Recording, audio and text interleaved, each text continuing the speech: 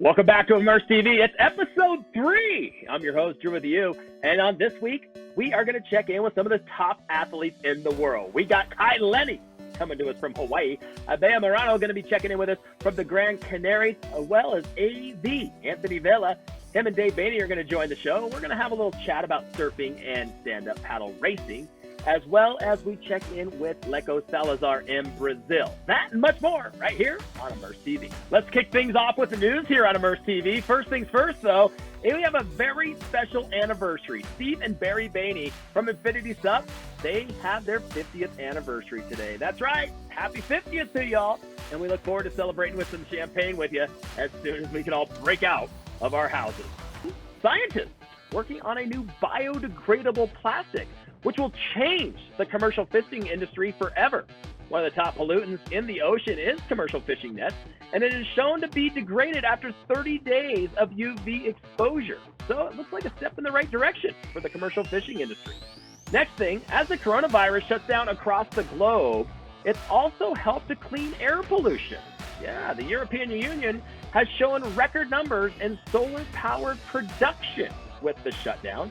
So that's exciting for not only air quality, but as a new form of power generation. Now we're going to check in with Luciano, who's got Leco Salazar in Brazil.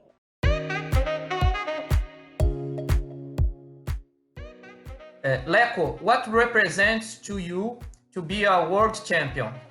The title is very important for my life, for my family.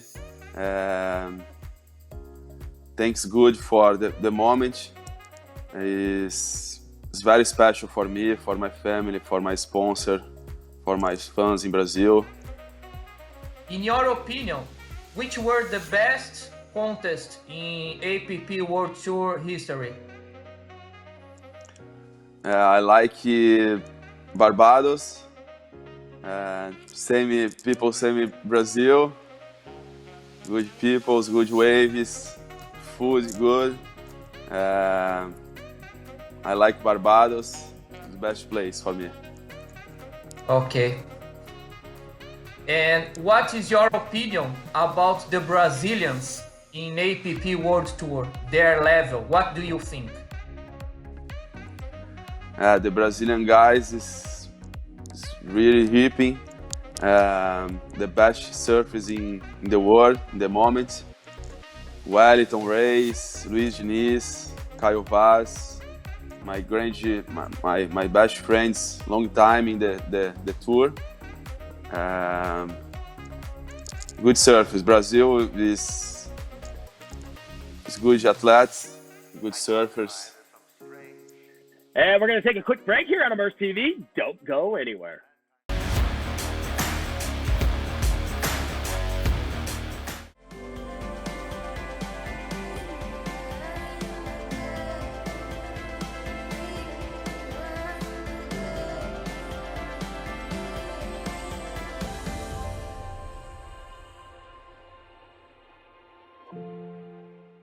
And we're so excited to have the man himself, live from Hawaii, Kai Lenny. And Kai, I know you've been surfing before you could even walk. Why don't you tell us about some of the memories you've had about the ocean? Well, some of my earliest memories was over here on Maui, and just learning how to surf when I was 4 years old was maybe the most important day of my life still to this point, because I knew what I wanted to do for the rest of my life, which was ride waves and be a professional water athlete. It was the perfect length, and catching waves, and no one was really doing it at the time except for the guys that really innovated it or brought it back to light. And ever since then, you know, going through the series of doing races and stand-up paddling wave events, it's really helped me become, I would say, the surfer I am today, the big wave rider I am today, because there is no other sport that I would choose to properly train for big wave surfing like stand-up paddling. I think it's the most complete way to become a big wave surfer. If I had to choose one way to do it, it would be riding my stand-up paddleboard. And Kai, I know your first big win was at Sunset in 2010, and it's something you dreamed of entirely since you were a little kid. Why don't you tell us a little bit about that? What I wanted to be when I was a little boy was multiple world champion across many sports, and I wanted to be the best I could possibly be in every sport. And I kind of always wanted to ride the biggest waves possible. So I'm lucky because I'm able to sort of still go after that dream. Kai, the first ever stand-up World Tour event was in Sunset in 2010, and you were given a wild card into that round. A lot of the old guard kind of stood up and said, why are we giving special treatment to this kid? How did you handle that kind of pressure?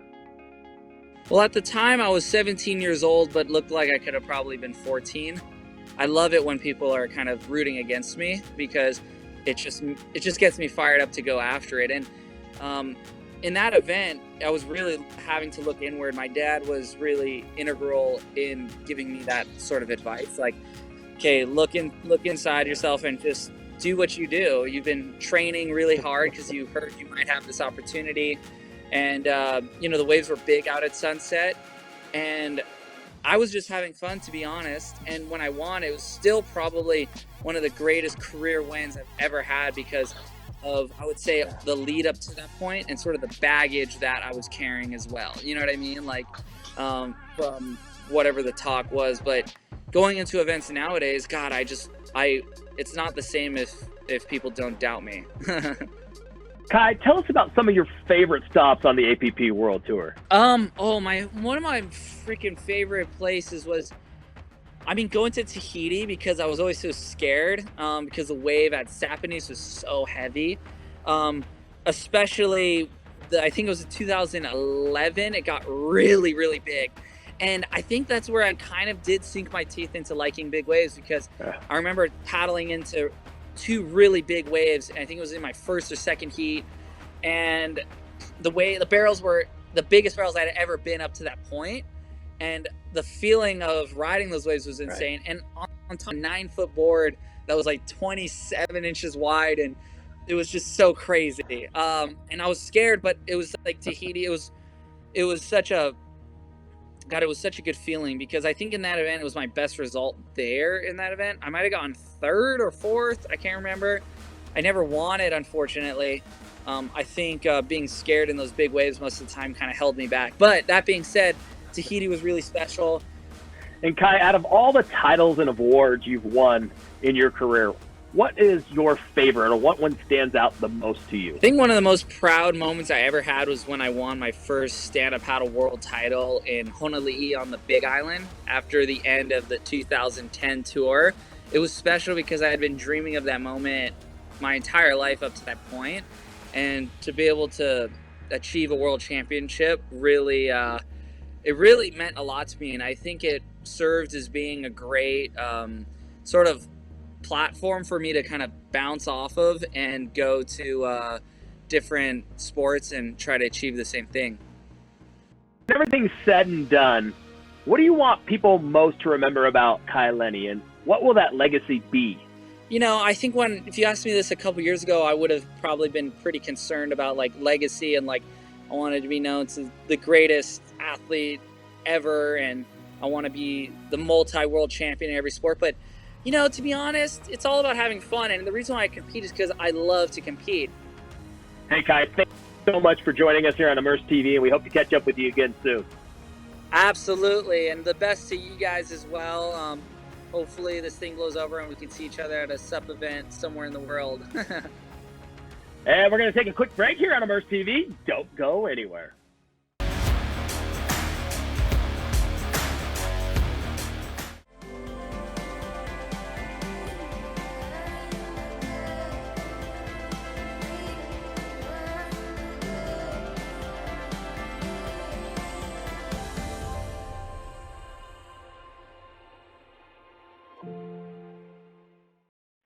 Welcome back to Immersed TV. Now we're going to jump in and join Zane Schweitzer from the islands and talk a little bit about journaling. Zane, take it away.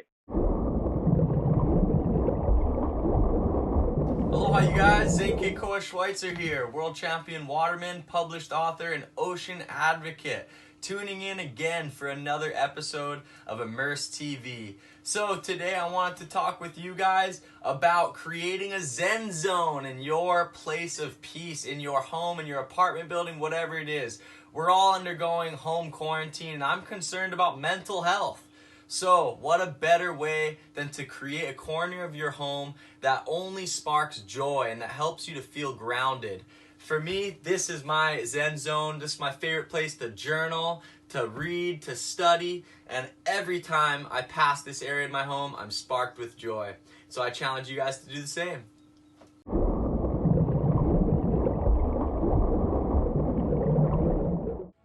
And now we're joined with the 2018 World SUP Champ, Iballa Moreno, all the way from the Canary Islands. Hi, Iballa, how are you?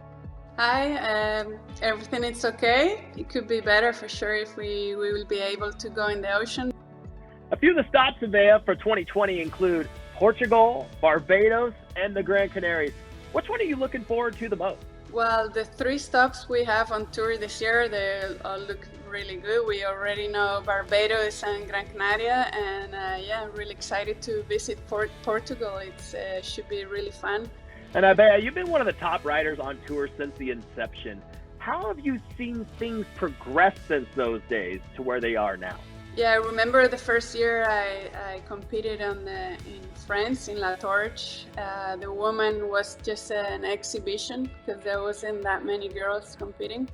So that was my first event on the APP tour. And the year after that, we already had a tour for the women. So yeah, it's been really good because there's every year more girls motivated to do the tour. And especially that the level is really high, and I'm really happy to be part of this tour because it's amazing and all the girls are really nice, and yeah, it's special. And last year we had a bus that kind of toured around and found the best waves that the ocean had to offer. How did you like that part of competition? Yeah, it's really good. Like we have Los Mollitos, the wave that it's left and right-handed thing, and I like better El Lloret wave, but for sure it's good to have it to choose, and depending on the day which one is better. So I like the setup of having the first rounds in one spot and having the front quarterfinals in El Lloret. It's a really fun wave and better. Iballa, thank you so much for joining us today, and enjoy the Grand Canaries. Hope to see you soon. Thank you. And now we're going to go to Anthony Vela, Director of Sports for the APP World Tour, and Dave Boehne, the man who just pretty much does everything. It's Hawaiian Shirt Day here on Immersed TV. And Dave, Anthony, we've already had tour stops canceled for the APP World Tour this year. A lot of people are bummed, but we got some great stops coming up. What are some of your favorites? AB, you start. Well, I'm looking forward to the new event this year in Portugal. I've always wanted to go there myself, and I know the athletes will enjoy surfing a new break. We introduced Barbados last year, which was a huge hit, so I'm really looking forward to Portugal. And DB, I know you've been traveling around, commentating, kind of a face of the APP World Tour. What's been some of your favorite stops in the past? Well, in the past, Sunset Beach is legendary, so we're going to miss that one this year. Like AB said, Portugal's new and exciting, and I'm really looking forward to getting back to Barbados because I missed that last year. So, there's some good waves on tour. And Dave, you've been handling a lot of the athletes for many, many years now. What is the most difficult part about getting the team together or the athletes together and traveling to some of these amazing places and setting up for these events? Yeah, I think the number one problem is always getting your equipment there. We're traveling with a bunch of equipment, a full quiver of boards. The boards are larger, being stand-up paddle boards. And it's always tricky because, the APP does a good job taking us to these, exotic, cool, off the beaten path locations, that a lot of us haven't even been to. So it's hard to find the airlines that are surfboard compatible and all that stuff, but once we get there, it's all worth it, and somehow, some way, we figure it out every time. And guys, now I want to switch to some of the competitors. Let's talk some of the best competitors on tour at this current time. Now, who are you looking at? Let's talk the women's side, AV, first of all, as being some of the top contenders for the world title this year. Well, on the surfing side, it's pretty simple. I'm going to go with Izzy Gomez, 5-time champion. But there's a lot of up and comers that are chomping at the bit. And AV brings up Izzy Gomez, and Dave, you've been sort of following her, coaching her for a long time. What's her current state of mind with this quarantine? I mean, I think Izzy's just like us. We're all just waiting to get back in the water. She's at home. She's still training on land, recovering, still, being goofy as ever. Just ready to get out there. Well, boys, I tell you what, always fun having you. Always fun being a part of everything you guys got going. I can't wait to catch up with you again. Right on, Drew. Thank you. Thanks, Drew. Make sure to tune in next time as we talk stand-up paddle racing. We'll be interviewing the SUP World Champions from 2018, 2019. Who knows? Here on Immersed TV. And make sure to follow us on all of our social media handles. We'll see you next time. Drew with you. Signing out.